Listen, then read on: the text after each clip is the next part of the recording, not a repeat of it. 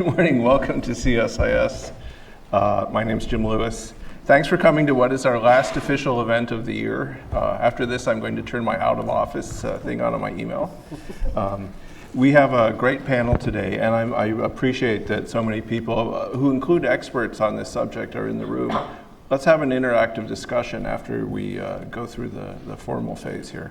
Our speaker, of course, is the Foreign Minister of Estonia, the former ambassador to the United States, Marina Kaljurand, who is one of the leading experts in the world, almost by default, right, when it comes to cybersecurity and norms. And you were in the last two GGEs, just the last one. So important contributions and a real leader here. We will follow Marina's remarks with a panel of leading experts. I'll tell you who they are now so we don't have to do it when we're done. Catherine Lotrianti from Georgetown University, also a leading expert. Tim Maurer, now at the Carnegie Endowment, who has written extensively on this subject. Angela McKay from Microsoft, who's been one of the leaders in going around the world talking about norms. And finally, Ian Wallace at the New America Foundation, who is also a thought leader. So great panel. I'm not going to actually do, I forgot about Chris. Can you believe it? You bastard. You can tell it's the end of a long year. And of course, last but not least, Chris Painter, the State Department coordinator, who has been doing this since the beginning of time, in fact. So, and is both Marina and Chris have just back from New York and the WSIS and some of the Security Council meetings. So it's going to be a good discussion. The topic, of course, is international norms in cyberspace, and I'll just frame it a little bit. I have no idea what these people are going to say.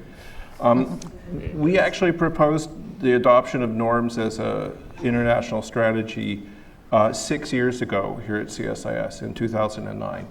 And it's actually worked relatively well. Sometimes people have questions about norms. They say they're voluntary, there's no enforcement mechanism. What I would say to that is words have an effect.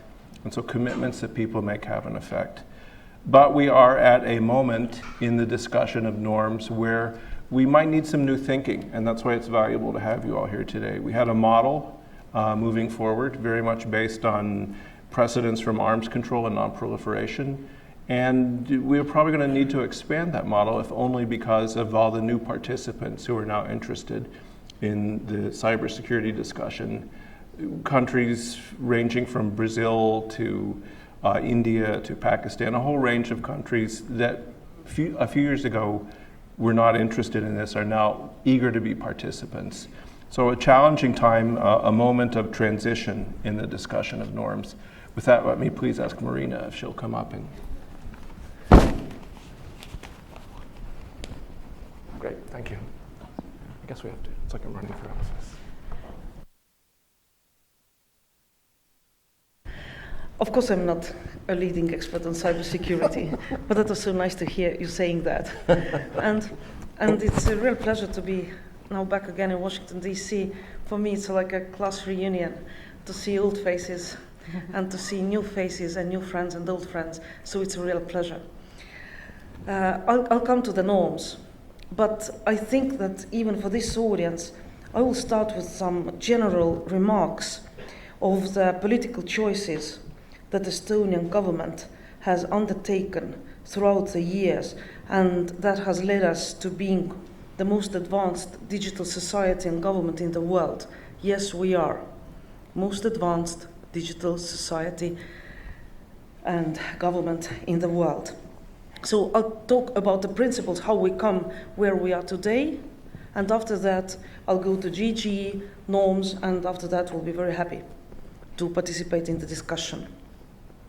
So perhaps needless to say to this audience, but still I'll mention that I'm coming from a country which we describe a country of having e-lifestyle. E-lifestyle meaning that we're doing almost everything on internet. About 2,000 services, and now we're even providing e-services, or we're ready to provide e-services not to our own citizens and residents, but also to other people who are living and residents of other countries, but who want to take advantage of the e-services that we have. We call them digital residents. That's not citizenship. We're not selling citizenship. That's not visa. We're not selling visas. It's just an opportunity to take advantage and participate in the e-services that we're providing for our own people. For our own people, as I said, it's about 2,000. For e-residents, the number is much smaller at the moment. It's a governmental startup that started a year ago, and it's still developing. So what have been the main principles? First, it was leadership and risk acceptance. For all Estonian governments, it has been important to create enabling conditions for information society. And this was a really steady focus. And that has brought to the outcomes that we have today. So it has been priority for government, it has been priority for Prime Minister, and I would also argue that all Estonian ministers are digital ministers, because everybody is responsible for digital services or digital part of their portfolios. Leadership comes at certain costs, which means that there has to be readiness to risk. And when I mentioned the e-residence program, then our approach is that it's a government startup. It's not going to be perfect. I'm sure there are going to be some setbacks, but at least we're trying to expand the services and to win more people who share our thinking and our services. Second, it's not only about technology, but it's about transforming the government. For us, technology is not only an instrument, but transforming of government with technology is what matters. I will bring you one example. It's our electronic tax office. More than 96% of people submit their personal income tax declarations online. It takes less than 5 minutes to submit the declarations. The declarations are pre-filled, which means that information which is in different databases is gathered into one pre-filled tax form. And that's our solution for digital tax, electronic tax office. You might also do it in another way. Put online tax form and people will start filling it in themselves. And that's also electronic tax office. But we see that once we have the opportunity, we have to use it at the maximum extent and to make it as comfortable to people as possible. Third principle, role of government. We are very confident that it's the role of the government to create enabling conditions.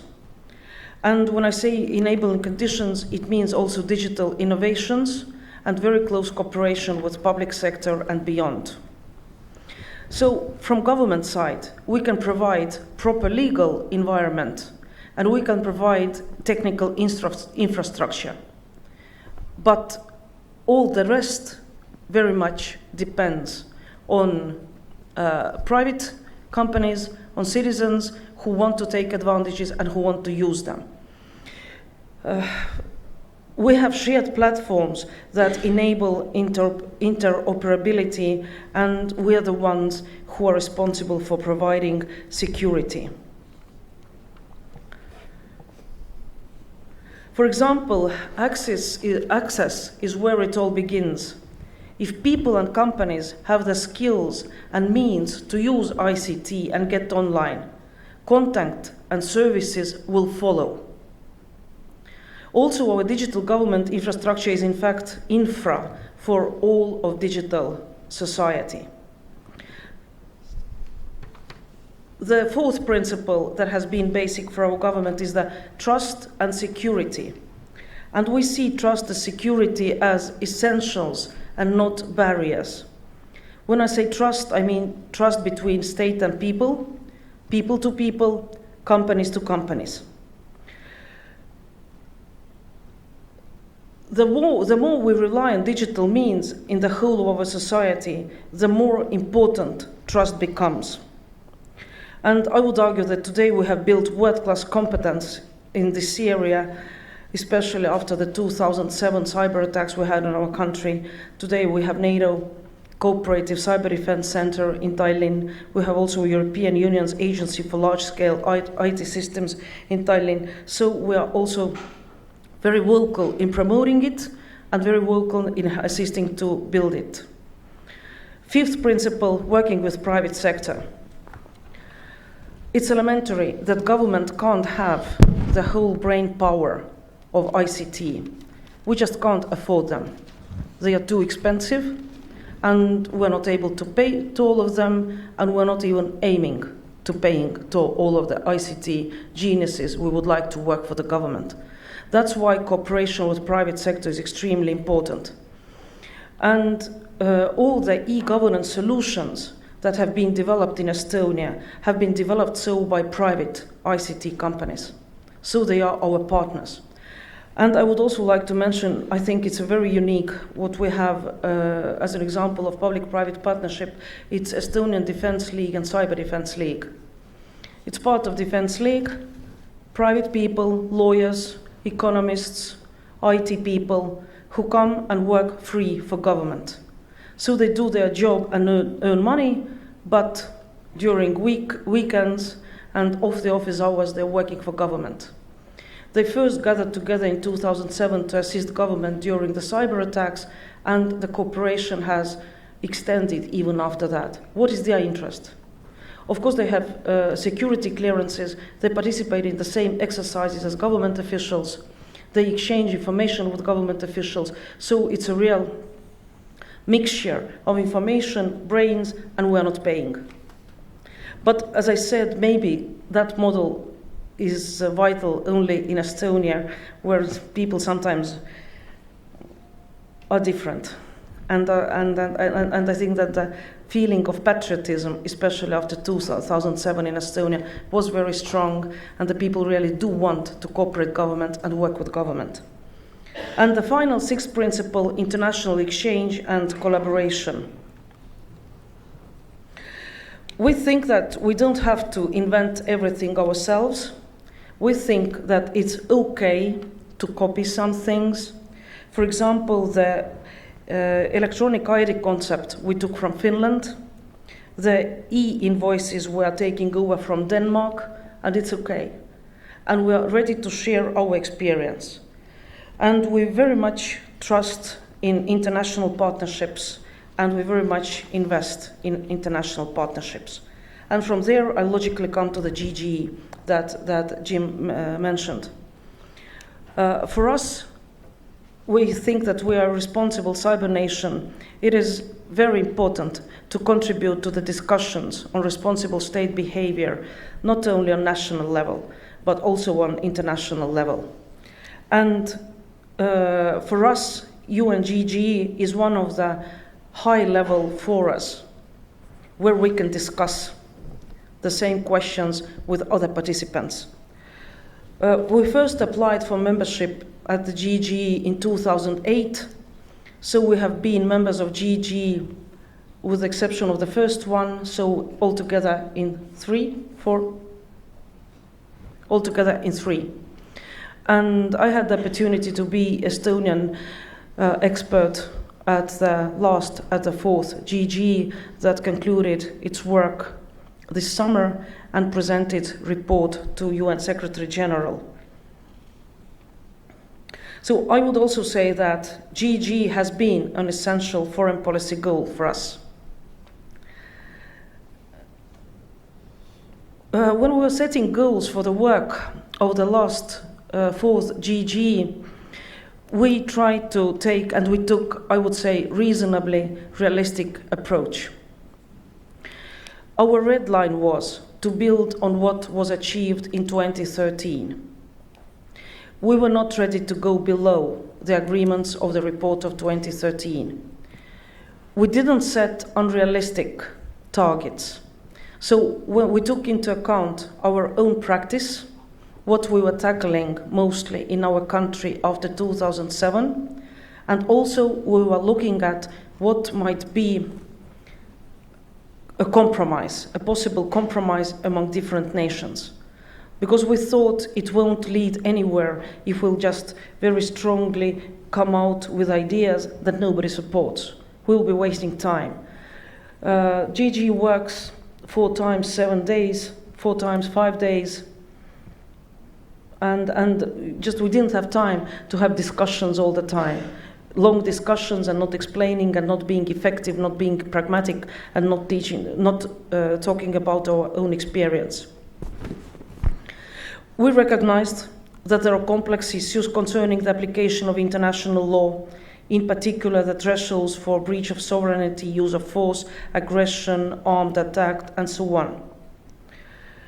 And we also knew that in that group we will not be able to agree on the subjects that by that time had not been agreed in other forums. If we don't have definition of terrorism, then we won't get definition of cyber terrorism, and so on. So in our initial paper, we presented some proposals for norms of responsible state behavior. And our proposals concerned first protection of critical infrastructure, and not the whole infrastructure, but financial infrastructure. Because what we saw in 2007, most of the DDoS attacks were at our banking system. And banking system is very, very vulnerable for each and every country. And at the same time, we thought that countries could agree that in the case of cyber attacks, banking system will be excluded. Yes, we had long discussions on what is critical infra. How should we define critical infra? Is it a security risk if we are too detailed in defining critical infra? Yes, we had those discussions, but we didn't go very deep. We just thought that one part of critical infra, banking system, we should talk about that. Second, very important for us was cooperation in incident response, so that CERTs can cooperate and government don't prevent, and governments don't prevent them from cooperating. So that was also our aim, to promote cooperation between CERTs. And we very much believe that cooperation becomes easier when people meet more each other, talk more each other, and get to know each other. Third, it was mutual assistance in resolving cyber crisis. I'm going to say it. For me, it's very much like the ESOS, yeah? So that once we have one in maritime law, shouldn't we use it also in internet? It's an option. But something like if one country is under attack and needs assistance, then the country asks for assistance and is assisted.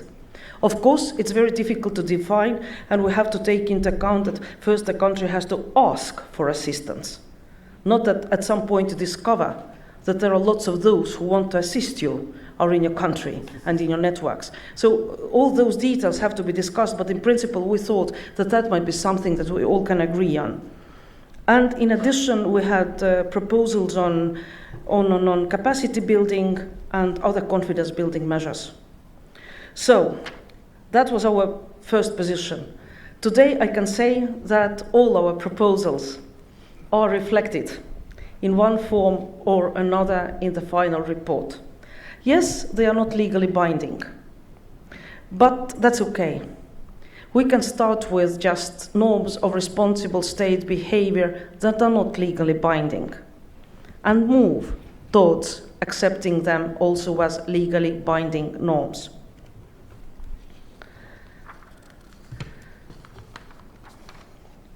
What next? We are strong believers in GG.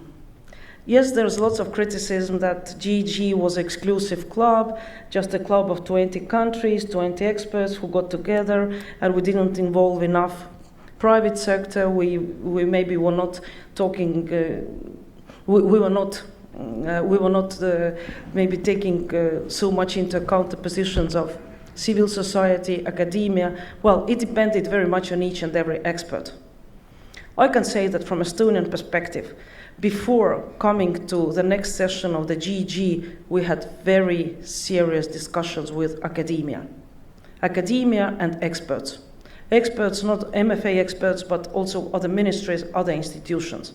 Because definitely, at least in Estonian MFA, we don't have enough brains and enough human power and enough knowledge and enough expertise to go ahead alone. So I would say that I was never before briefed so well as I was in preparations for GG, thanks to close cooperation with academia. Also our banking system and other private institutions. Should there be other forums to discuss norms? We think yes. And we very much support other forums, including with participation of civil societies and private companies. It's a must. We can't make cyber world secure without all-inclusive approach. And that was one of the reasons why last month we started a cyber norm platform with Netherlands. Our platform will look into norms, legal norms. So far, majority of expertise has been coming from applicability of existing international law to cyber. Well, let's be honest, there are not too many cases where we can say how countries have applied international law to cyber. So that's why we thought that maybe it might be useful to start looking from the point of view of states' practice, how states are behaving, and through that avenue come to the same question, how international law is applied to cyber. Anyway, we very much liked being participants of GG. We apply for the position in the next GG. I know there's going to be heavy competition because everybody have discovered that GG is a nice place, a nice discussion room. But we will, yes, as I said, we applied for the position there and we'll be happy to participate, we'll be happy to contribute, and meanwhile, we're very open and ready to participate in all other platforms and forums that discuss international law, cyber, responsible state behavior, capacity building, confidence building, and so on. And taking the opportunity, my last sentence, with the Netherlands platform, we hope to have the first seminar or conference at the beginning of next year in Tallinn. So please stay tuned, follow us on internet, information will be there, and we'll be really happy to see many participants discussing international norms. Thank you.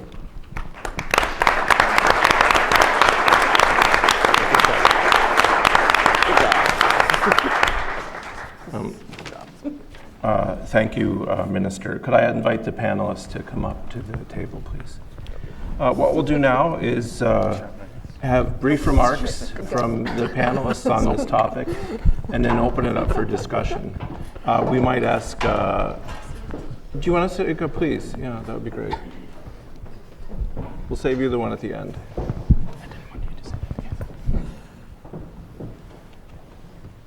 So I feel like I should start with Chris since I forgot about him in the introductions. Why don't we do that if I could remind our speakers to keep it to about 5 minutes, and then we'll move to the interactive session. Chris, can we start with you, please? So first, I just wanted to thank the Foreign Minister of Estonia, a long-time, Marina, a long-time partner in the GG, but also, I think showing that my counterpart at one point, who is now the foreign minister, so congratulations on that. And certainly also was when we had our Nordic, Baltic, and US meeting, which we had in Finland, she so loved the topic, she still wanted to come and talk to us about the GG there, so that was great.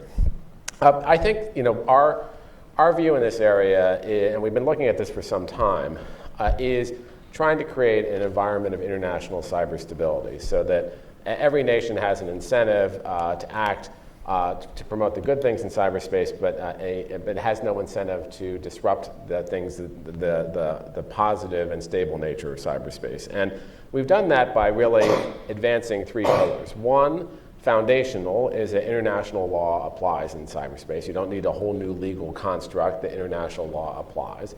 And that's something that we had affirmed in the 2013 GGE, but also in the Wales Summit, and then continually after that, of the NATO Wales Summit. to the voluntary adherence to norms of state behavior. And I'll talk more about that, of appropriate norms of state behavior. And as Marina said, it's fine that they're voluntary. What we're trying to do now is getting more and more countries to adopt and to embrace these norms, including norms that are below the threshold of armed conflict, and we've made a lot of progress there, and I'll dig down that a little bit in a moment. And then third, transparency, cooperation, and other confidence-building measures that dials down the risk of misperception, miscalculation, and ultimately escalation in cyberspace. So those have been the core of our efforts. Now, of course, we have other efforts in dealing with cybercrime and dealing with cybersecurity and making sure countries have strategies, but as far as the international stability area, that's really been our core, and we've done a lot. And it's really been, I think, a remarkable banner year for these efforts. First, we've had, as was said, a very successful GGE report of 20 countries, including Estonia, but also the US and Russia and China and others coming together to reach a consensus. And it certainly wasn't a foregone conclusion, as Jim can tell you, and Marina can tell you too, that this consensus would have been reached, but reached a consensus that although it didn't make as much progress in terms of saying how international law applied as we'd want, and that's something we want to do in the future, it did very remarkably talk about a set of norms of state behavior, including 3 that we had been advocating for a couple of years now, which are that countries should not attack the critical infrastructure of another country that provides services to the public. Countries should use certs for good and not bad, and they should not interfere with those certs. It's like interfering with the ambulances. Necessarily it creates more instability if you do that. And the third one is when asked by another state, states should, if malicious activity is coming from that state, try to mitigate it through either law enforcement or technical measures. And this is not certainly the universe of all norms in cyberspace, but these are pretty key ones that guarantee greater stability in this area. And then the fourth norm that really came out of our conversations and the summit between President Obama and Xi was that countries should not promote and engage in the theft of trade secrets, intellectual property, and business proprietary information to benefit their commercial sector. And also in that Xi-Obama meeting, there was a welcoming of this GGE report, which are these other norms we were talking about. And then, right after that commitment from Xi, you had, very shortly thereafter, you had the G20 summit. And remarkably, in the G20 summit, there's a very strong statement about both that norm, the applicability of international law, and again, a welcoming of the GGE report, which if you think in diplomatic terms, I'm an ex-prosecutor, I expected things to happen quicker normally, but then diplomacy does not move quickly. Things in the international sphere take a while, especially in a new topic like this, and it is still a relatively new topic. But if you think about just 2 years ago, we were talking about these norms for the first time, and now these specific norms, and now you have this affirmation of them at the G20. That's really significant. So then the question is, where do you go from here? And for us, it's getting continued political level. So the G20, obviously a leader level statement. The expert statement is very important, but having a leader level statement is important. We want to build this affirmation, this embracing of these voluntary norms for more countries around the world. Because the more countries you have, even if they're voluntary, it really creates what the standard behavior is. It really allows countries to rally around those, and if people are outside of them, to act against them in the long term. So I think that's very important. So we want to keep that momentum from the G20, reach out around the world to get more countries to sign on to these. And it'd be very interesting in our discussion to talk about what opportunities there are to do that. Regionally, bilaterally, we are raising this in all of our important bilateral meetings. We're raising it in multilateral meetings. We're talking to the civil society, private sector, everyone about this. This is a no-kidding presidential priority. Often people say things are presidential priorities. This really is something that the president feels very strongly about. If you saw the news conference after the Xi visit in the Rose Garden, he started talking about, when he got a question about norms and why they were very important. He really cares passionately about this, so this is a big deal. But we want to spread this out to Africa, to South America, to Southeast Asia, using various forms, so that's important. We also want to broaden the initiative that Marina mentioned is one, but we want to broaden the conversation and start digging into what these principles mean and what other principles there could be out there and how we could take this forward. So we are sponsoring with the Dutch a series of UNIDIR conferences that will be held in Geneva, which are open to stakeholders, other country stakeholders and other stakeholders from other sectors too, and so I think that's important. We have the next GGE come up. We don't know who's going to be in it, but it's going to be probably 25 people now, 25 countries now. That will be significant. And then, as I said, really raising this bilaterally with allies. So I think, but not just allies, but every country we talk to. So this is something that, in many ways, cyber is the new black, as I've said before, and it is really popular. Marina is right that everyone now wants to be, the GG is the hot game in town now, so people want to do that. But that's not the only forum. It's the crucible that allows progress, but it's not the only forum to discuss and take some of this work forward. Thank you, Chris. Why don't we go down the row? That'll make it easier, and we'll start with Tim, please. And remember, 5 minutes, more or less. That's good. Thank you, Jim. I thought before I focus on what lays ahead for those in the audience who don't focus on norms day in, day out, as some of us do, I'd take a step back first and outline, under the best case scenario, how we're going through 5 phases to actually get to international norms on cybersecurity. And right now, I would say we are past the first phase, and we are in the midst of the second and third, and we need to get into the fourth now to reach the 5th.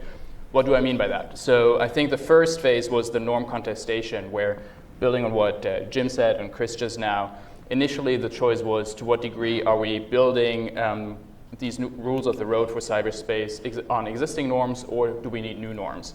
And you had one country, particularly China, which contested that we should build the set of rules based on existing norms, which lasted until 2013, when you had the GGE report in 2013, where essentially the international community agreed that we should go first to the existing international law and then see where that leads us, and then think about if there are any gaps. That means right now we are in phase 2 and 3, where we're looking at existing international law and are thinking about how do we translate that to cyberspace. So the Talon Manual 1.0 looked at the law of armed conflict. You have now the second exercise that's ongoing that looks at sub-threshold activity. And we're in the midst of that. And the third phase of looking at what kind of norms do we develop that are currently not covered by existing law. I think we've seen this starting to emerge about the last 12 to 18 months with the Talon Manual 2.0, and that will probably be the focus for the coming years. What I think the position we're in now, looking at 2016 and the next few years, is I think entering the 4th phase of norm implementation. As Chris just said, I think it's been really impressive to see the progress that's been made in the last 2 years, starting with the GGE report in 2013, the GGE report this year, the various bilateral agreements between the US and China, the UK and China, the G20 agreement. And they're actually quite detailed if you look in particular at the 2015 report, where some of us didn't even think that there might be a new report, and then it was much more detailed than the 2013 report. And I think the question is now, how do we take these statements that are political and not legally binding and translate those and implement them? And I think that will be the main challenge in the years to come, because otherwise, if we don't take the statements we currently have and can prove that they will work in practice, then I think the argument becomes stronger for actually legally binding norms, if we can prove that the voluntary norms will work. And then this leads to the 5th phase of norm internalization in the IR literature, essentially getting the actors to abide by what they've politically signed up for, which will depend on what Chris just outlined, the legitimacy of these norms, expanding them beyond the 20 members of the GGE of this year, beyond the 25 that will be part of the next one.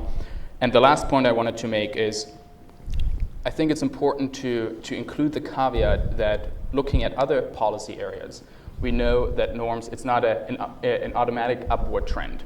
It's a dynamic process, and there can also be fallbacks and setbacks. And something that I'm glad has come up already is state practice. And from my perspective, as much as the diplomatic efforts have focused on stability and trying to create more stability, if we look at the incidents in the last 3 to 5 years, I would argue that in reality, we've actually seen a deteriorating security environment and not a trend toward more stability in spite of all the important efforts. But as Chris said, diplomacy takes time, and the question is to what degree the insecurity might be outpacing some of the traditional diplomacy. Thank you, Tim. Angela, please. Perfect. Well, thank you for having us here, and it's great to be able to be a private sector representative on a panel with these my esteemed colleagues here. First, I thought I'd mention something just kind of a little bit random. My background is engineering, and last week I was very fortunate to be in Europe participating in a forum that was mostly with academics. And it kicked off with like everybody sitting in a circle and everybody had to mention one thing about technology that was like encouraging and one thing that scared them.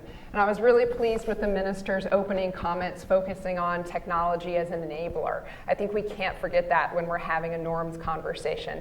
And yet at the same time, as Tim mentioned, we do see ultimately an escalation in the risk environment and a little bit less stability. So I thought I might share what I shared. I was the last person in the round circle, so it's always fortunate to be last. And I said, you know, what I'm really worried about right now is autonomous polymorphic malware. So what does that mean? Everybody in this circle actually was like, I'm really worried about when people, not the technology, but the people who are in control of the technology. And I got to the end and I said, you know what, I'm actually worried when people are no longer in control of the technology. And so I think that's important just to keep in mind that we are dealing with innovation cycles that are very fast, and we have to keep in mind that the diplomatic cycle will never actually match that, but I think it leads into thinking about how we prioritize the efforts in cybersecurity norms. So, you know, for over 20 years, the security researcher community has been saying there's an escalation in the risk environment, the increasing number and sophistication of cyber attacks. Who hasn't read that 47,000 times? But there really has been an inflection point in the last several years. Tim mentioned it. We could all name the different events: Saudi, Aramco, SANS, Sony. But there's also an escalation of capabilities. The capabilities that historically had been limited to nation states and are increasingly being used by nation states are also increasing in the private sector. This is not an activity, for example, that Microsoft is participating in, but we do see that there are business models being formed around so-called active defense or increasing offense by the private sector. And that's just creating a much more complex environment. And you know, from a defensive perspective, the private sector cares for a couple of different reasons. One, our products and services are oftentimes the battlefield through which governments are fighting with each other. Two, we are most often the targets of the actions. And then three, we're also asked to respond and recover from those actions. And so it ends up with a very complicated environment. There are over 95 legislative initiatives around the world where countries are asking the private sector to improve defenses. And at the same time, the Wall Street Journal reported that there were over 37 countries that are advancing offensive capabilities. So what happens is the private sector is really squeezed between those two. We're increasing compliance costs to deal with regulatory requirements, some of which are really valid. There are people who need to improve defenses. But at the same time, those are being sought to improve against a series of escalating state acts. So getting a little bit to how the private sector needs to engage constructively in this space. So first of all, we have to do a lot to reduce the attack surface. That comes from both a technology provider point of view, but also from all of the enterprises that are implementing technology. We also need to exchange information, both to help prevent and detect attacks, but also to respond and recover. And then finally, we do need to coordinate response. How do we help each other, both government and industry working together? And that includes how to deal with the handling of vulnerabilities. This is an increasing conversation on a global basis. Vulnerabilities can be reported to vendors to help reduce risk, or they can be held by actors and used for exploitation purposes.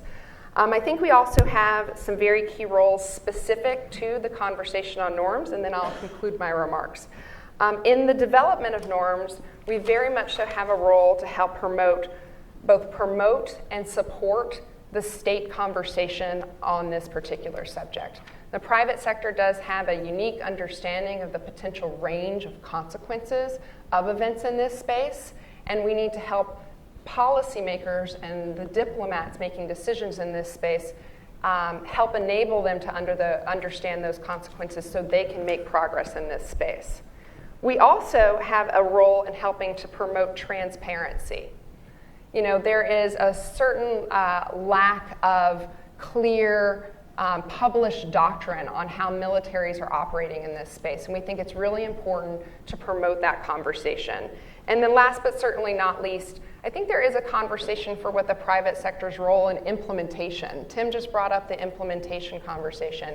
That's something where I don't think those roles are really clear, but it's a time for a conversation among those in the private sector of how to partner with governments and civil society to move forward with implementation. So that's at least a few comments from my side. I look forward to engaging with my colleagues in the Q&A. Thank you, Catherine. Well, first, thank you for having us here and inviting us, and thanks for everyone for coming.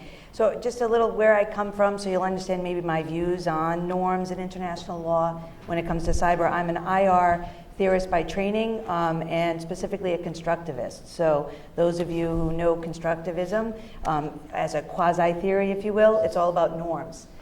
So relevant for this discussion. But I'm also an international law professor and a lawyer by training.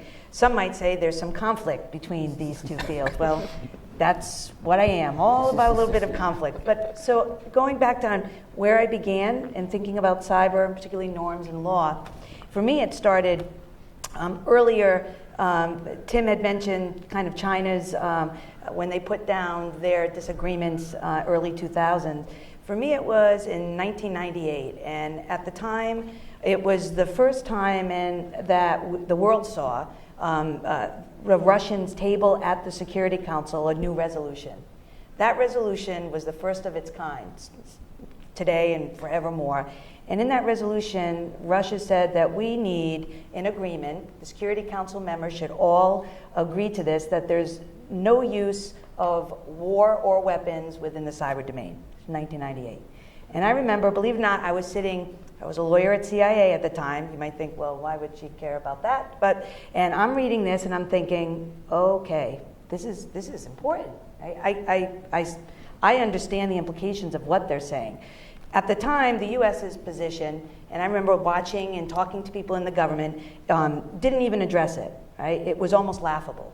And mainly, as I understood why it was, we had come not so long ago from the experience of the Chemical and Biological Weapons Conventions, and the fact that not that long ago, it took us about 10 years to find out how the Russians were cheating on a treaty that they signed. So the United States actually did kind of laugh at this proposal. There was no dialogue on this, in fact. And it was quiet. And many people, it went unnoticed by a lot of people. That prompted me to write my first law review article on, it was then called Information Warfare and the Norm of Non-Intervention. At the time, no one really cared about it. It came out in 2001, and of course 9/11 happened. Our attention was put there. Some of us, though, kept working on cyber as we worked on the terrorism issues. I kept working on the cyber issues. I was intrigued by it, more so that I understood it as an emerging technology, what was happening. Wasn't an expert in the technology, but understood that the law, not just domestic law, but international law was going to have to come to grips one way or the other with this emerging technology. And in the academic world, there's a lot of literature about other previous emerging technologies, right? Chemical, nuclear weapons, chemical, biological weapons, right? Even drones today, and what that means for the behavior of states, what that means for the law, what that means for stability in the international arena, and also the development of norms. So I kept with my day job and also pursued on the side academics and research and writing on these topics. And the assessment that I'll kind of throw some thoughts based upon what the minister said, Chris and others, is that we have been seeing really, I think it was in the last 7 years, so it was quiet for a while until mid-2000s. And really it was the UNGGE, what I would call that organization made up of states. These are our norm leaders, in fact. And Estonia, if I had to make a list of, in an academic language, we call them norm leaders, Estonia and the US would be on the top. And there are other states. What's critical for norms to develop for stability purposes? The academics and practitioners understand that there's a list of things that you would want to see happen in order for us to say that there will be hope for stability. One of which, you have to have key state leadership.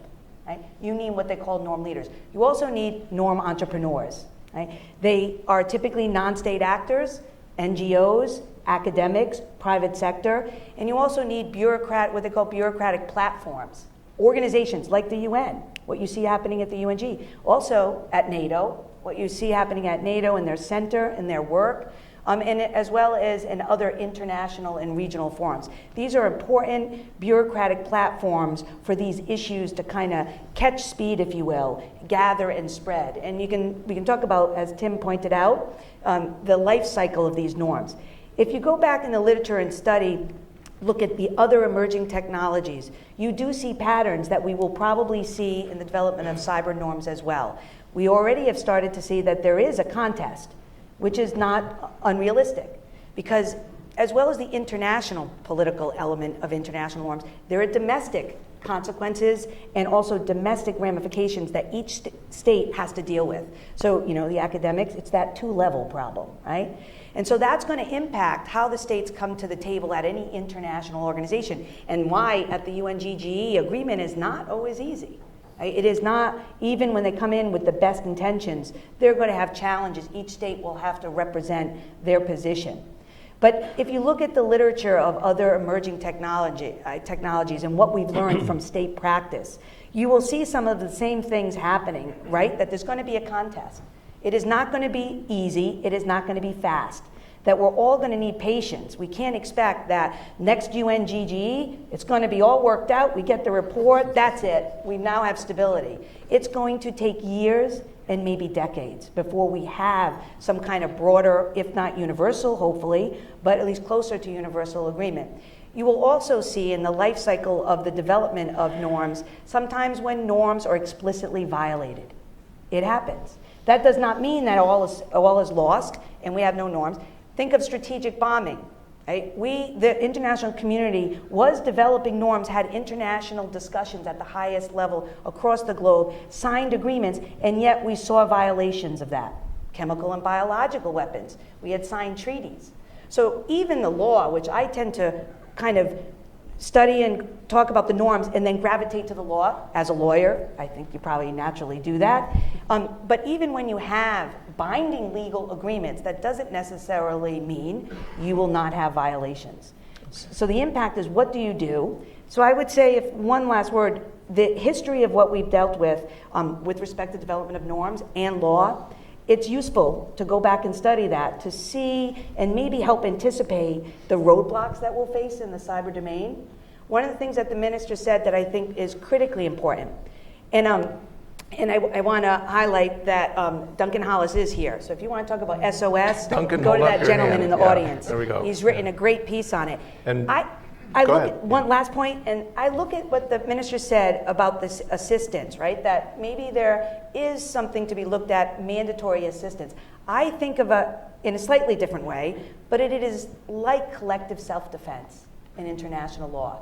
When the minister said you need to ask for help, right? We have the Nicaragua case that made it clear. Collective self-defense exists, right? But a victim state needs to ask for help. Now, what it doesn't say is that then it's a requirement to help, right? But maybe growing in cyber in that way. Great. Thank you, Catherine. Ian, you got the last few words. Thank you, Jim. And just to put sort of my baggage on the table, I'm a former government national security official and a European one at that, which will become Even relevant. worse. Yeah. Actually, it's amazing. We have 3 Europeans on the did. panel. That's why we blew it. I'm sorry. Go ahead. Sorry. So first thing I'd like to do, as someone who's helped contribute to national strategies in the past, is pay tribute to Marina and her colleagues. The way Estonia has made ICT part of their national identity and foreign policy in a way that I think possibly they underestimate how impactful it's been in terms of making Estonia a significant player in the world. And I think one of the things that we can usefully do is see how we can work with them to leverage that in due course. On norms specifically, however, the point that I'd like to make is that I think, as has already been mentioned, GGE and other discussions of that nature have played an extremely important role in recent years, probably more than I would have given them credit for a few years ago, not least in creating a growing consciousness that Cyberspace is not some sort of ethereal place out there. It is embedded within the world in which we live. And as sort of Internet of Things takes off, I think that's going to be really important, both in terms of how we think about our lives, but also how we go about international relations and engagement. But I'd also say that norms are driven by events as much as they're driven by conversations around diplomatic tables, and not always events that are happening sort of in steady state. They're going to be responses to shocks to the system. And I think, therefore, it's very important that not only do we get these discussions correct, but we also have the frameworks correct for responding to those big shocks, and that decisions we make under pressure deliver the right kind of outcomes that will condition what become the norms for future actions. The United States clearly has an important role in that, but I also think possibly by dint of geography, certainly by dint of the personalities involved, also have the opportunity to contribute to that as well. Specifically, I think we need to think, at least in Europe, about how we organize the security structures to think about cyber.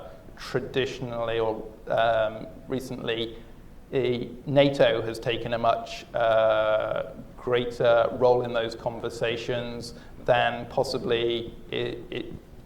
And there are very good reasons why cyber needs to be part of any discussions about defense capabilities, but obviously cyber threats range much more broadly, and I think we need to have a conversation about NATO and EU, and clearly Estonia, I think, has an important part to play in those conversations. And secondly, in terms of capacity building, it has been a given that capacity building is the one thing that everybody can agree on. It was the theme in The Hague at the Global Conference on Cyberspace. It is much, much less clear what that actually means. And as cyberspace becomes more important in people's lives, I think there's going to be a conflict between different visions of what that capacity building ought to look like, which will mirror the wider competition. And I suspect that, despite Chris's efforts, the United States may not be the best country to sort of drive some of those discussions. And countries like Estonia, who have credibility in this area, are going to play an important role in helping some of the sort of countries that we've been discussing in Latin America, Africa, Asia, sort of come to think about these issues in ways that are consistent with the sort of world that we want to live in. Great, thank you, Ian. Let me give you a quick potted history to set up questions and discussion. In 2010, the GG report that led to a successful outcome began as about a 40-page text. And if you know diplomatic practice, they have brackets. They bracket text that isn't agreed. And it was 40 pages of brackets. And at the end of the day, with some magical tricks and the strong leadership of the Russian chair, we were able to get 8 lines agreed, right? 8 lines, right? But those lines set the agenda in many ways. It talked about norms, capacity building, and CBMs as what the international community should focus on. 2013 was a bit longer. It was 2 pages. Hey, we're making progress, right? 2 pages that laid the political foundation because it put sovereignty, the UN Charter, and international law at the center of the discussion, building on, of course, the idea of norms and CBMs. 2015, you actually saw, as Chris said, and as Marina said, some norms appear. This was unprecedented, and it was good progress, but you saw something else in 2015, and that's what I hope we can discuss next, which is you have new participants, and one of the issues, I think it was Marina talked about it being a closed club. People want to play in this space now. They aren't happy about getting something from the P5 and a few others and having it put in front of the General Assembly as either thumbs up or thumbs down. They want to participate. And 25 is an expansion, but others have said we need to expand it even further. The arms control GG, the arms transfer GG had 100 members. People have talked about moving the issue to the Conference on Disarmament in Geneva. Other people have talked about creating a permanent standing committee. This may very well be the last GGE. Of course, I said that the last time, so don't hold me accountable. The other part that we need to look at, and the interesting thing here was, in the 2015 GGE, you had new participants, and you had to accommodate the non-aligned movement, the G77. I asked one of the more influential non-aligned movement members who participated, what are your objectives for the GGE at the beginning? And he said, my objective is to advance the agenda of the non-aligned movement. They have very different views on disarmament and on sovereignty that we will need to accommodate. The other thing I thought was interesting in 2015 was the Russians and the Chinese have developed a coherent alternative to the models we had in earlier GGEs. And it's easy to dismiss them and say they are credible alternatives, and they are alternatives that we need to take seriously. So we have a much more competitive environment when it comes to concepts. With that, maybe, and that will shape what happens in August of 2016 when the next GGE is scheduled to begin. Marina, did you want to add anything? And then we'll open it to questions. Yes, I'll be happy. Is it switched on? I have no idea. Can you hear me? Is there a button? Just bash it on the floor. Here, Minister. Take this. Okay.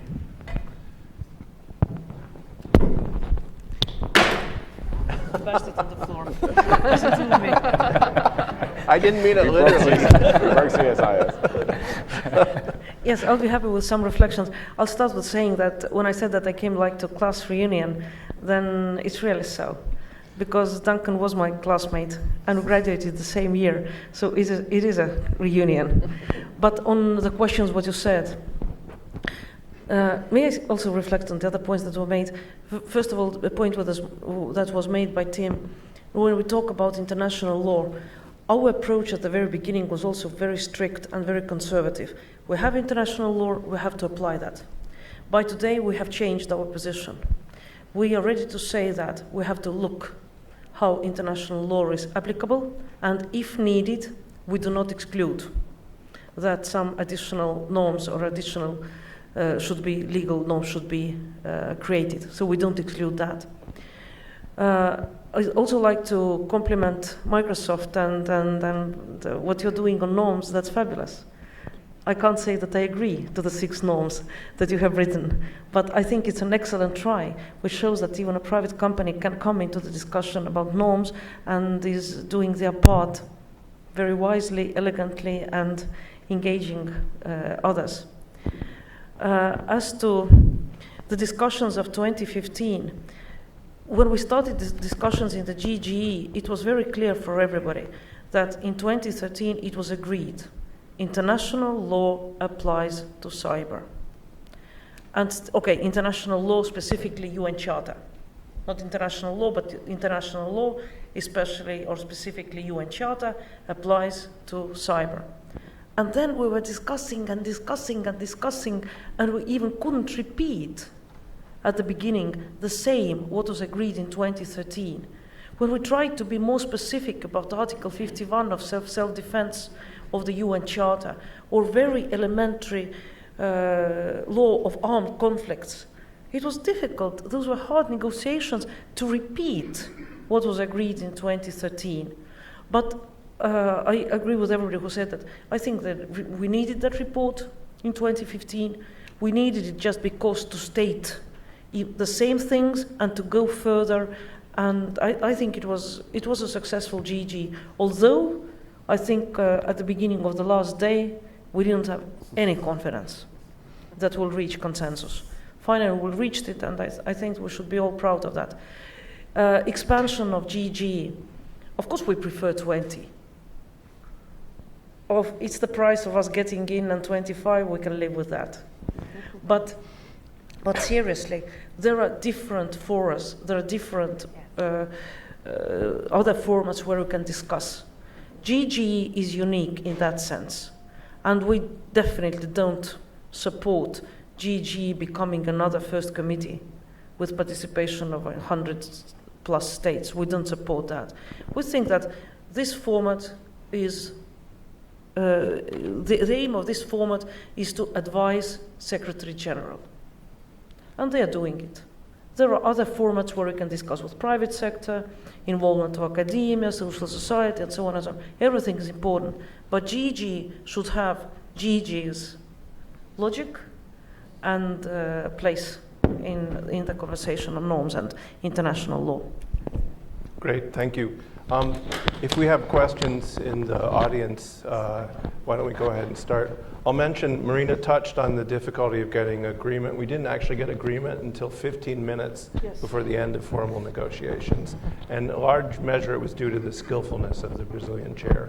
So do we have a microphone that works? Here we have one up here, and we have one. It works, just also coming from ICT country. And if you could please identify yourself. Sure. Hi, my name is John Willis. I'm an independent cybersecurity consultant. My question pertains to security research. So with cybersecurity, researching different vulnerabilities results often in exploits that are developed to place into tools to demonstrate whether or not a certain environment has these vulnerabilities. So within the international community, there's cross-pollination between countries with these researchers of this information. As I'm sure Chris is very aware, and others, the Wassenaar arrangement's up for consideration by the United States, and there's been quite a backlash of activity pertaining to that. So my question for the panel is, how do you see that playing out? Is that something that's going to be able to be reconciled at the US, or is that going to result in it going back to the table, or is it going to play out in other fora as well? So maybe I can start with that. First of all, what he's talking about is a couple of Wassenaar controls that deal with using essentially cyber tools that can be used for offensive purposes or to monitor citizens, two controls. And they've been implemented, I think, in almost all of the other Wassenaar countries, not yet in the US. And this is still playing out in the US. So there was a draft rule put forth that got lots and lots of comments. That was the point of putting a draft rule forth. And I think that what's being tried to do now, and this is what we should allow to play out, is to try to write a rule that does not affect things we want to encourage, research, cybersecurity, software, but actually gets to the problem that's trying to be addressed. I think there are ways to do that, and I think that there's been a lot of emotion around this, but I think at the end of the day, this is a drafting exercise to try to make sure that we're taking account of those comments out. And there were lots of comments. That's being done right now. So I don't want to talk further about that until we get to the next stage. But I think that debate is really important. But it's a debate that's worth having of saying, look, we don't want to prejudice these things. We do want to encourage these other things. And how can you draft that in such a way to really get at that? We had a question in the back there at 12 o'clock. Hi, my name is Carrie Ann Barrett. I'm from the Organization of American States. It's a question and a statement in one. I would be interested in Minister or Chris or anyone who attends the GEGE to answer. Biological weapons, everything, usually international norms, states are in control of the development of these things. Usually you'd be paying researchers, etc. In the cyber realm, it's me, it's the person beside me that's actually developing the technology. It's changing because it's not controlled by the state anymore, which makes attribution to me critical because it's coming from a state, but it may not be a state actor or a state-sponsored act. How are you dealing with that reality at the GGE level, recognizing how important it is then for states to agree to work together and speak when incidents occur? Thank you. Why don't we throw that one open to the panel, since it's If you want to start on that. I'll start saying that. Very good question. And we discussed it very, very seriously. And everybody agrees that attribution in cyber world is very difficult. And trust me, with our experience of 2007, we know it very well, how important is cooperation, and you can't be effective or successful in attributing if you don't cooperate with other countries. So absolute priority. And we see that in that sphere, in that sense also the confidence building measures are important. What OSCE is doing, other regional organizations, what OAS is doing, that's extremely, extremely important. Yes, it's a priority, we discussed, we are very vocal on that, And whenever there's a possibility, we emphasize how important is cooperation, especially in cyber. Go ahead. From an international legal perspective, one, attribution is going to always be important, particularly when you're dealing with holding others accountable in any legal process, right? You're not going to, whether it's use force against another state or individuals or prosecute. So you know you're necessarily going to have to get better at that, and states are working both, but it's not just a technical solution, it is a cooperative effort. You also have to be ready to use your technical forensics ability to move quickly in real time to get the political will to also speak publicly and attribute. Aside from that, though, on the international legal concept, on the 2013, I believe it was the 13 report, what I thought was significant in this area, what the UNGG had in the report were two things. One, that the norm of state responsibility applies in the cyber domain. Why is that important?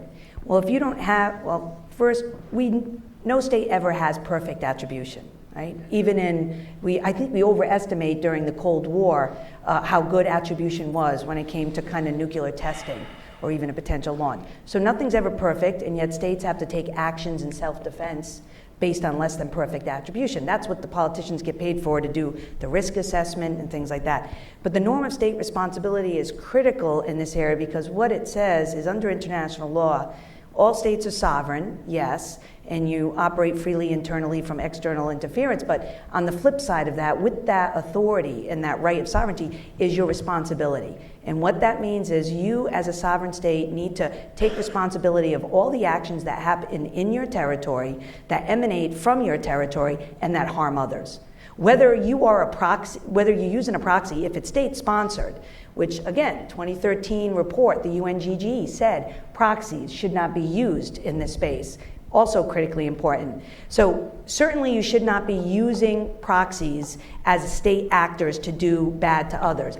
But even if you are not affirmatively tasking or okaying these non-state actors, the norm of state responsibility says the state's going to be held accountable. If you need not only what you know for certain, in the Corfu Channel case, any of you want to read some international law, it says what you should have known going on in your country. Right? And we've got precedents in practice, it's the counterterrorism efforts. So I wanted to emphasize that proxy language from the GG both times, actually. Yeah. I think it's important. I think attribution is difficult, but it's not impossible. For instance, the North Korean cyber attack, we knew who did that. So there are ways beyond just technical attribution where you can do attribution. But the other thing is, you're right, not all conduct is either controlled by states or done by states. So that means we have to look at the full range of activities. The norms that we've been talking about, deals with state conduct. But we also need to talk about criminal conduct. So that's why we've been pursuing capacity building, the Budapest Convention, other things around there. We need to strengthen our security and harden the targets. There's a lot of different aspects of this. This is just one. Yeah, I actually just want to make sure something that comes across that these two folks said is really clear, that technical attribution and political attribution are two different things. You need one to found the other, but there are a lot of actions that can be taken with just technical attribution, knowing the tools, techniques, and practices of actor sets to move into your risk management environment to improve your defenses, separate than even going into the political attribution. So I think it's important to make sure we think about not only the attribution necessary to drive consequences in alignment with norms, but also how it helps inform the overall risk management practices of enterprises and governments. Ian? Just very briefly, I think the popular image of a bolt from the blue attack can be dramatically overplayed. And you take the example of Estonia in 2007. I mean, there's a pretty good idea about how that came about and where those attacks were coming from. And it's possibly the one area where the cyber Pearl Harbor analogy is useful. In 1941, the United States knew that where the attack was coming from, they just didn't know exactly when it was going to come and how it was going to come. And I think this is a part of nesting our thinking about cyber in our thinking about wider international relations, wider international criminal exchanges, wider sort of defense. It's part of something bigger, and we shouldn't think of it as separate and on the side. Tim, you don't want to get in on this? Okay, well then we'll go to the next question. I think that gentleman was next, and then we'll go back around the room and hopefully have time for them all. Hi, thank you for a very interesting discussion. My name is Patrick Maldry from Estonia. I would say that these discussions on norms in international law are relevant only insofar as they actually exercise an effect on what's actually going on, what's practical, what's going on in cyber attacks and defense and so on. So I'd like to focus the discussion on a practical case, a case study of the Ukraine conflict. I'm wondering if the panel has thoughts on whether international norms in the beginning stages as they are played a role in the Ukraine conflict. We've certainly, Tim's smiling because the NATO Center in Estonia just published a book on this that Tim has a chapter in, but we've certainly seen some allegedly pro-Russian, very advanced threat actors rearing their heads in the Ukraine conflict, but no very overt strategic level, attack on critical infrastructure or anything like that. So I'm wondering if any of you have thoughts on whether international norms in the beginning stages as they are played a role in this sort of restraint. Thank you.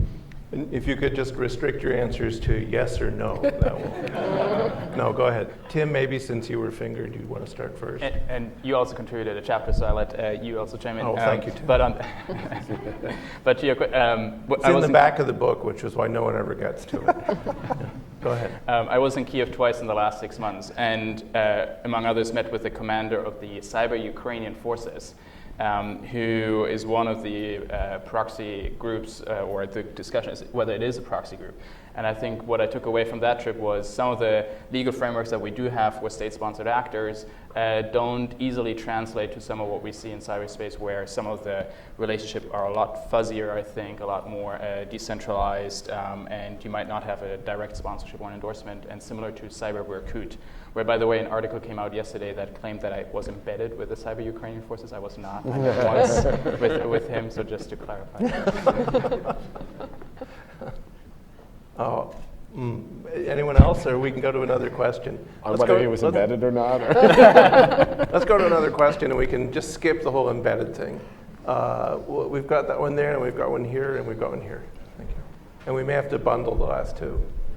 Hi, I'm Tim Redout from the German Marshall Fund, a fellow there, and I've been doing some work on trying to develop concepts, lexicon, strategy.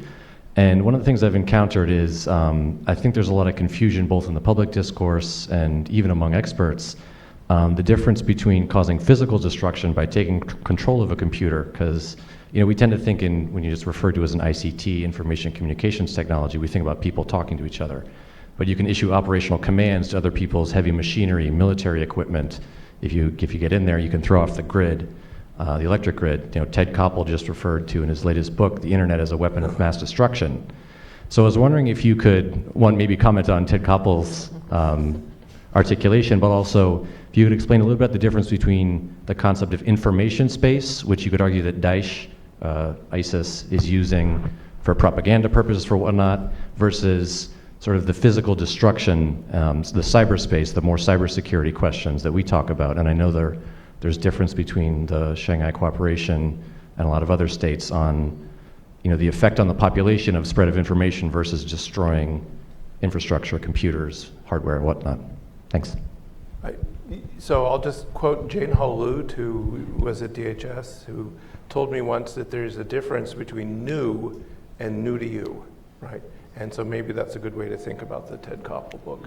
I don't know if anyone I'm not going to comment on that. So there are really three buckets of activity, and you're right, people either sometimes deliberately or sometimes because they don't know, group them together. Terrorists and other criminals' use of the internet to either recruit, to spread propaganda, to commit ordinary crimes, that's just using a new medium. It's old wine in new bottles, basically. But then they also confuse intrusions into systems and theft of information, which is one class of activity, from attacks on information systems and also attacks on critical infrastructure. So SCADA and other systems are exactly what you're referring to, and I think those are very concerning.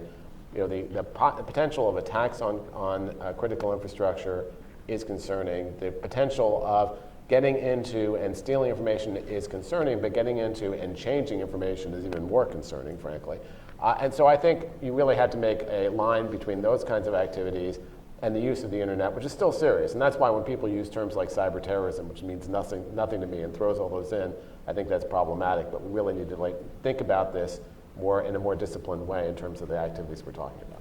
And under international law, the law makes a distinction in the body of law dealing with conflict management.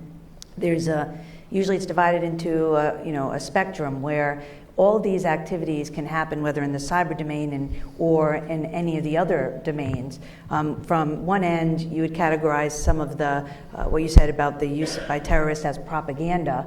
Right? Then espionage, the theft of it, of the data versus destruction versus not just destroying and making the data disappear, but also maybe doing physical destruction against systems, critical systems, even at the higher end, harming individuals.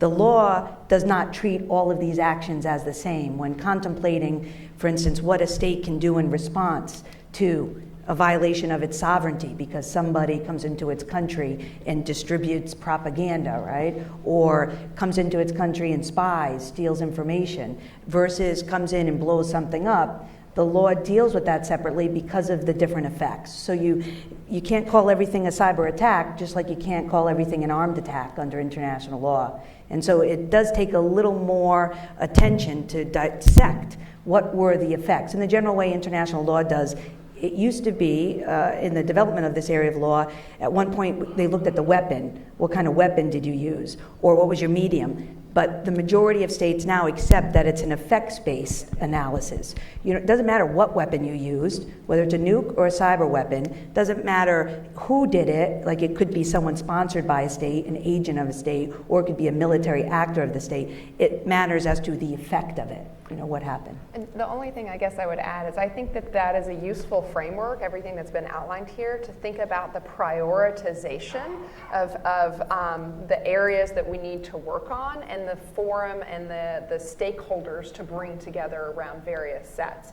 Because we talked earlier about what is seeking stability and what is sufficiently stable. Well, there are certain series of critical infrastructure attacks that I think everyone would recognize would certainly threaten the stability. That does not mean that the other areas are not important, but I think it helps prioritize some of the areas for focus for both diplomats and technologists to work on together in terms of creating a sufficiently stable environment. Why don't we bundle the last two questions since we're coming up? I know we had one here and one here. So, Chris Walker at the National Endowment for Democracy. My question follows on an observation that Jim made at the end, that the concepts put forth by Russia and China most recently shouldn't be discounted, because one of the trends of the last really 10 to 15 years has been the reorganization and refocus of concepts and influence by well-resourced, non-democratic regimes. We've seen this in the non-cyber realm, so if you look at the OSCE, the Council of Europe, the OAS, the idea has really been to reshape the norms in these spheres. And now they've reoriented, I think, in a rather focused way to the cyber sphere. We only have to look at what President Xi was saying in Wuzhen in the last few days to see they have ideas based on internet sovereignty, but not only on internet sovereignty. And I think in the big picture, my question is, there's a feeling that the democracies have not focused enough and put enough political will to defend their standards in the last 10 to 15 years. And I'd like, perhaps the foreign minister will respond to this, given the physical location of her country and the particular challenges she faces. What sort of things concretely should be done to start moving the needle on these important norms, both within and without the cyber realm? I'm going to reverse myself and not bundle the questions, because I think that one deserves a standalone. So Marina, do you want to start, please? Yes, just what I'd like to say. First of all, when we talk about the norms or the ideas that Chinese and Russians are proposing, trust me, I looked very carefully in all those norms. I tried to find something positive, and I was ready to support if there would have been, for example, in the code of conduct, something positive to support. But unfortunately, the proposals, they were twisted. They were quoting some part of humanitarian law, then adding historical background, cultural background, or making very clear they do not accept the norms as they are today accepted by international community. Yes, we have to pay attention to that. I agree very much, and we have to discuss. Have we protected our values enough? Here I'd like to come back to capacity building for some time, because today we have two groups of states, like-minded states and those states who align themselves with China and Russia, and there are swing states. And capacity building, I see it explaining what are the benefits of ICT, what ICT can do to the society. And it's important that we are vocal, we show our example, we work with those countries, and that's something that we are doing. We are spreading democracy all over the world, even maybe sometimes not using the word democracy. But when we're doing our development cooperation projects on e-services, it's a step towards democracy. Every e-service means less corruption, more democracy. So I think that we are doing our part, maybe not as well as we can. Definitely we have to do it in a more coordinated manner. Definitely we have to do it more actively. Just we have to explain that our way of understanding the benefits of ICTs is very different from how the other world sees that. And we have to be very vocal on that. Internet have to be free. And we are against balkanization. We are against walls being built within internet. So yes, there are questions of security. Yes, there are questions that are very difficult questions at the moment. We have to discuss them, but not at the expense of freedom of internet. And I agree completely with Marina on the importance of capacity building to win really the hearts and minds of a lot of countries who are on the fence about these issues, who care about stability, and so they have some susceptibility to the Chinese and Russian arguments, but they also care about economic and social growth, and I think capacity building has been a key part of that. I'd also say, just reflecting on what that question, also what Jim said, is yes, there is a view that the Russians and Chinese, and you heard this in the Xi speech at the Wuzhen conference, of absolute sovereignty in cyberspace. Principles of non-interference, states get to control everything within their border, and that's just not accepted by the world community. And it flies in the face of things like universal human rights and the Universal Declaration of Human Rights, which transcends national boundaries. And the interesting thing is, in this area, we have not been on the back foot. I mean, I think, the democracies of the world have really been pushing this agenda, international law applying, these norms. That's really been an agenda that's come from us and is getting a lot of footholds. And one of the reasons it is, one of these reasons these norms have gotten such quick acceptance, is they're actually ones that are attractive not just to us, but they're attractive to the Russians and Chinese. Not attacking critical infrastructure at wartime, everyone benefits from that.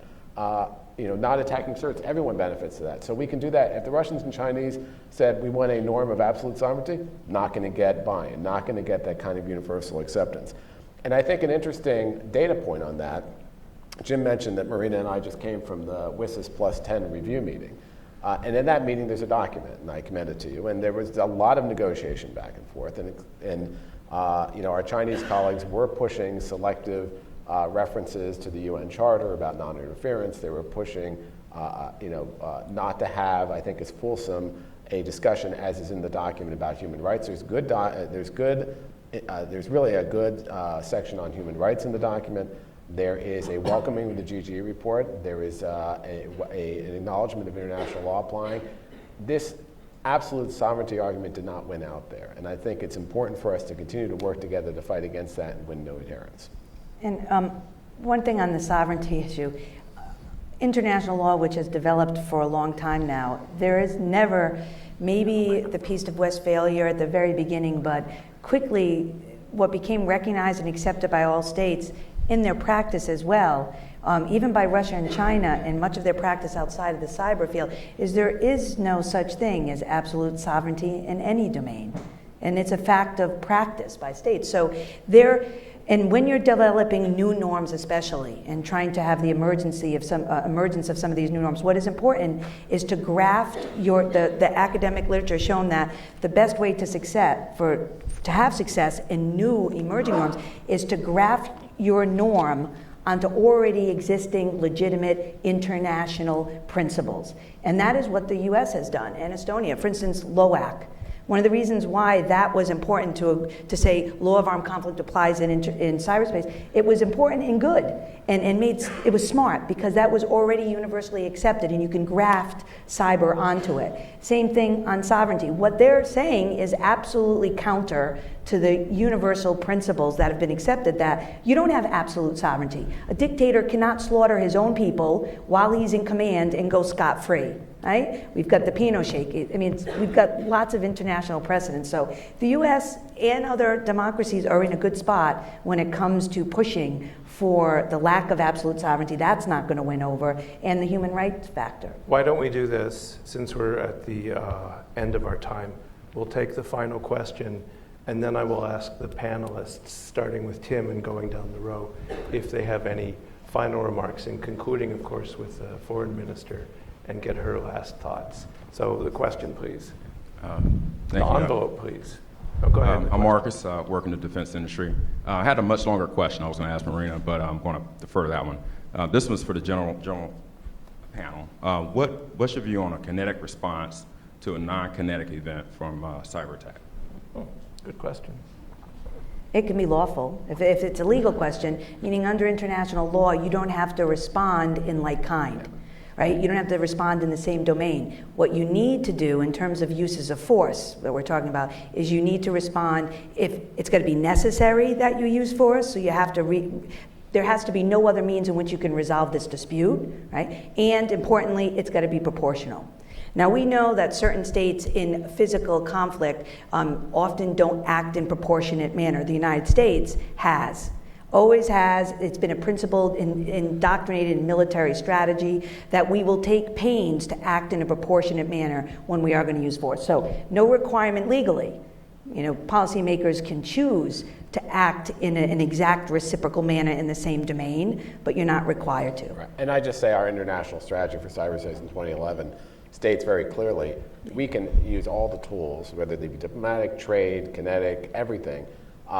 You know, you don't have to meet a cyber event with a cyber response, and that's I think that's true for any country. Now you do have to still obey international principles, international law, but there's no necessity to have cyber for cyber. In fact, that might not make any sense at all. Ian, Tim, any final words on this, or should we go to your last remarks? No, let's start then. Tim, do you want to go first? Is that Sure. I just wanted to share what I'm increasingly thinking about. And we've heard a couple of times that diplomacy takes time. And I'm increasingly thinking about whether the technology will wait. And I think we've seen some historical examples, be it the invention of gunpowder, be it railroads in the 19th century and the effect it had on mobilizing troops, and how the bureaucracies at the time weren't set up and had to catch up with technology over time. So I think that's a question I'm increasingly intrigued by. Great, thank you. Angela. Building on that point, I think it is really important to acknowledge that this is a multi-stakeholder process. Governments need to be involved, businesses need to be involved, and civil society needs to be involved. But to Tim's exact point, I think we do have to think very carefully about what is a sufficiently inclusive process to have legitimacy and is still sufficiently agile to deal with the escalation that is going on in the risk environment. The GGE has been very significant process, is a very important forum, but I think the minister said it well. There are going to be lots of different fora where these things get developed and promulgated, and I think that's going to help with moving forward and driving additional progress in this space. So, as a former lawyer, I'm still a lawyer. You're always a lawyer. I'm pretty optimistic about the fact that we made good progress, and I think there's a lot to do. And when I've looked at the space over the past 23 years, I've been doing some aspect of this. What's really important now is people are paying attention. So the foundational thing is that it used to be you'd be whistling in the wind. You know, if the experts would talk to each other, but at a cabinet level, at a president, prime minister level, this was not an issue.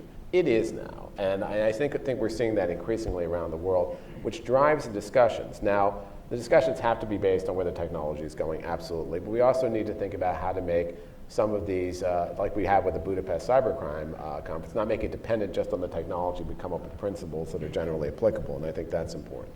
I do think that there is going to be, as Marina said, there's a lot of countries who are just getting into the game on this. There are different worldviews.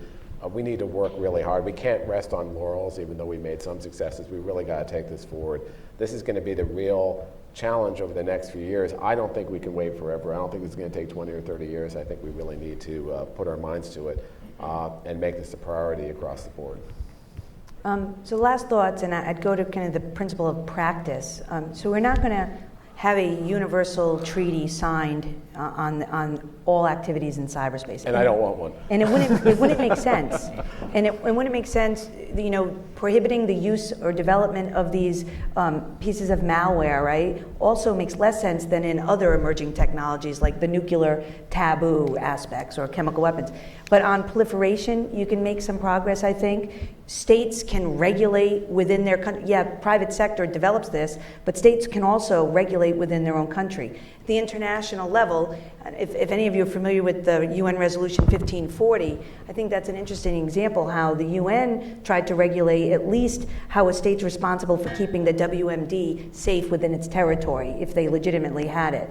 But the issue of practice becomes very important, because if you're not going to have a treaty, and we're going to develop it by either saying there's norms that are can be applied in cyber based on already existing international law, or there are going to be some gaps, like the minister said, where we might have to develop new norms, I think then the practice of states become important, because, and it's not just watching, many of you raised the Russia issue, and I didn't say anything then, but I use it as an example because it's in the press often.